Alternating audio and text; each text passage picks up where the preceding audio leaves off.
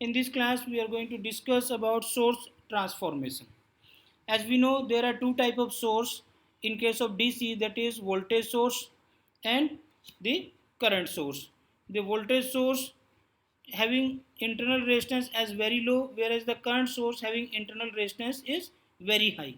Now, in generalized case, as we know, there is a source. That source may be of voltage source or that may be of current source. But as of now, let we consider we don't know what type of this source is.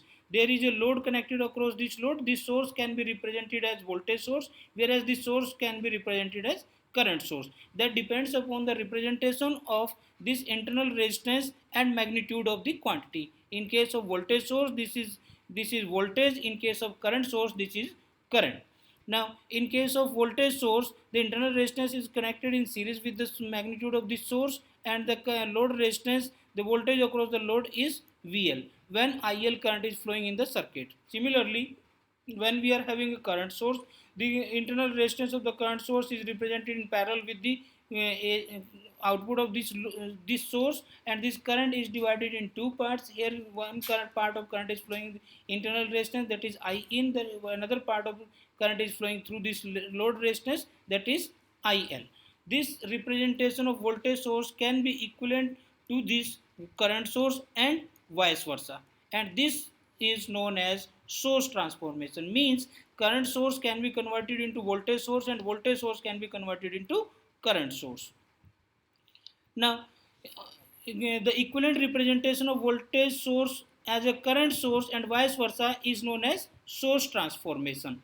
There are two conditions for source transformation. The condition first is the two sources would be equivalent if they produce practical value of IL and VL when they are connected into the same load. For example, equivalent voltage and equivalent current when they are connected across the load.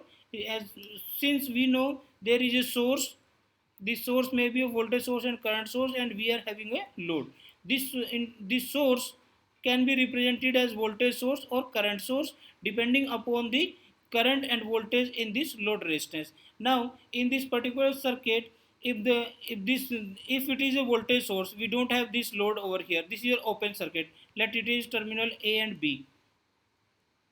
The voltage across this terminal A and B is 10 volt. Similarly, when this source is represented equivalent to the current source, then the output voltage at these two open terminals should remain 10 volt, and hence we can say there is no effect of representation of source, since the voltage across the load is 10 volt in both the cases.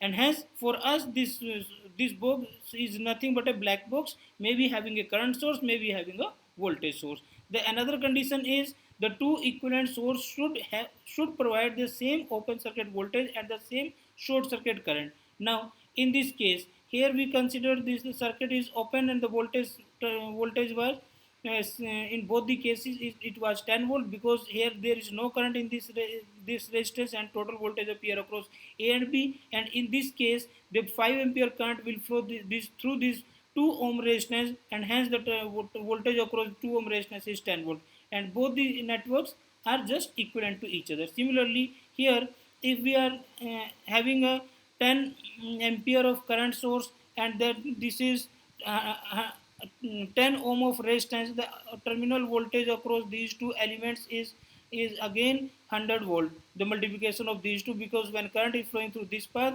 then the voltage drop across 10 ohm resistance is 100 volt, and this network can be represented equivalent to the current voltage source, where the output voltage of the source is 100 volt, internal resistance is 10 ohm. When these two terminals are open circuited, the terminal voltage will be 100 volt. Now, instead of having this open circuit and short circuit condition, we can create a instead of having this open circuit condition, we can create a open short circuit as well.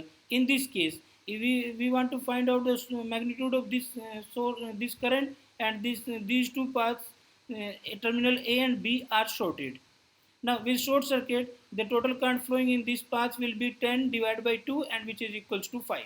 And hence, because the internal resistance of the source is not going to be changed, whether it is represented as a voltage source or current source, and hence in case of current source representation, the magnitude is 5 ampere, whereas the internal resistance of the source will remain same. Similarly, in case of voltage source, when current source is converted into voltage source, these two terminals are open circuited, and these open circuited terminals, the voltage across this resistance is terminal A and B is given by the product of these two, because there is only one path, and hence the terminal the load voltage of the source is equivalent source is 100 volt. The internal resistance was in previous case it was 10 ohm, and hence it is not going to be changed and represented in series with the voltage source, and the terminal voltage again here will be 100 volt, and hence we can say this voltage source can be represented equivalent to current source. Similarly, this current source can be represented equivalent to this voltage source. Now, considering an example, in first case we are having a voltage source and its internal resistance as 2 ohm. We want to represent this voltage source into equivalent to current source, and first of all we have to create a short circuit over here, then find out the current in this path. Then it will be 10 divided by 2, it will be 5 ampere. The internal resistance is 2 ohm, then it will be 2 ohm represented in parallel with the circuit. This is the open circuit voltage. In this case the open circuit voltage was 10 volt. In this case the open circuit voltage is 10 volt, because the current flow through this path only. Then 5 into 10, 5 into 2 is equal to 10. Now if we are having this source of 10 ampere, the internal resistance of 10 ohm, then we have to convert this current source into voltage source. We have to find out the open circuit voltage across these two terminal. The voltage across these two terminal is given by product of these 10 and 10, and hence it will be 100 volt. The source voltage will be 100 volts then, and internal resistance is, since it is 10 ohm, the internal resistance will remain same, and the across terminal A and B again the voltage is 100 volt. Now in case of short circuit creation, when if we are having this is a voltage source of 10 volt, internal resistance of 2 ohm, creating this short circuit, then the total current will be this 5 ampere, and here it is 2 ohm resistance connected in parallel. Since the short circuit is created over, the current flowing in this short circuit path is 5 ampere.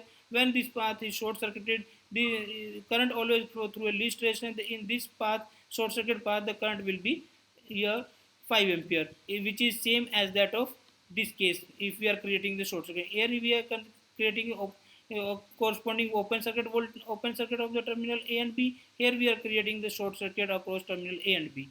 Now if we are having a voltage source of 10 volt and 2 ohm resistance is connected, then it will be equivalent to this circuit will be, this can be eliminated from this path, and then the total current 5 ampere will flow through this circuit.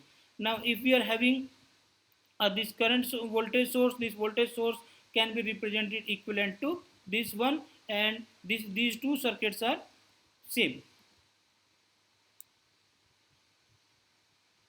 Now considering another example, suppose we are having a network, and in this network there are some elements are connected in that way that there is a resistance and there is a current source. Now this current source, then again we are having a resistance across over here. Let's consider the magnitude of this voltage source is 5 volt. The resistance is 2 ohm. In this case, the current resistance is 2 ohm. The magnitude of this current is source is 2 ampere, and this is, let it is 4 ohm. Now this is what? This is the representation of current source. Let me consider these two terminals A and B.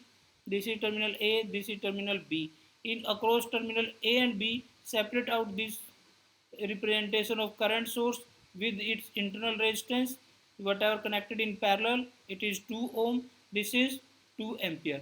This is the two terminals. The direction of current is this from A. Let's consider this is A, this is B. The direction of current in this path is from A to B, and hence we can say the representation of this current source equivalent to voltage source will give 2 into me, because there is only one path. The voltage in this path will be 2 into me 2, that is 4 volt.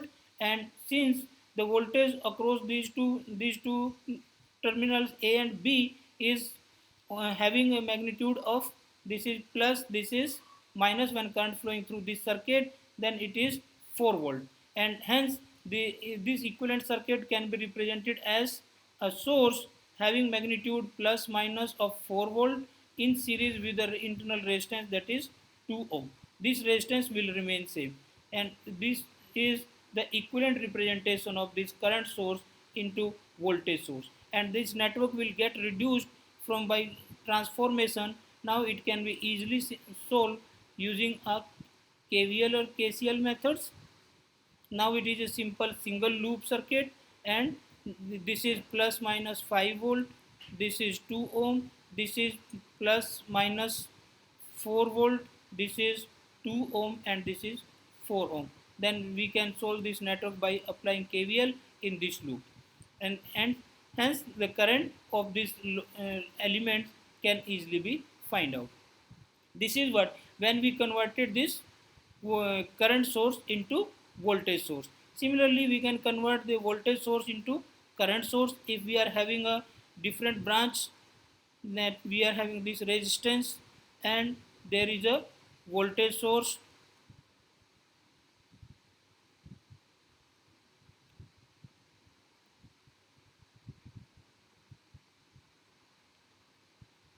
plus minus, let it is 5 volt, this is here 5 ohm, let it is 5 ohm, this is 5 ohm. We want to convert this voltage source into current source across terminal A and B. Then take out this circuit from here. This is resistance 5 ohm, this is plus minus 5 volt, this is the equivalent resistance across terminal A and B. To find out the volt current supplied by this source, create a short circuit over here. The current flowing in this path is, this is 5, this is 5 volt, and the current flowing in this path is I is equal to 5 divided by 5 is equal to 1 ampere, and hence this source can supply maximum current of 1 ampere, and internal resistance is 5 ohm, and hence we can say the source can be represented using equivalent circuit, though the current flowing in this path is in this direction, and hence the direction of current will be same. The internal resistance will be 5 ohm, that will be represented in parallel. Then the other circuit will be having the same value as earlier. This is the 5 ohm, this is 5 ohm, this is 5 ohm, and the source is 1 ampere. Now in this case we can find out current in this branch. The current will be divided equally, that is because these three elements are same, and hence current will be 1/3. This is 1 1 divided by 1 divided by 3, that is 0.33 ampere.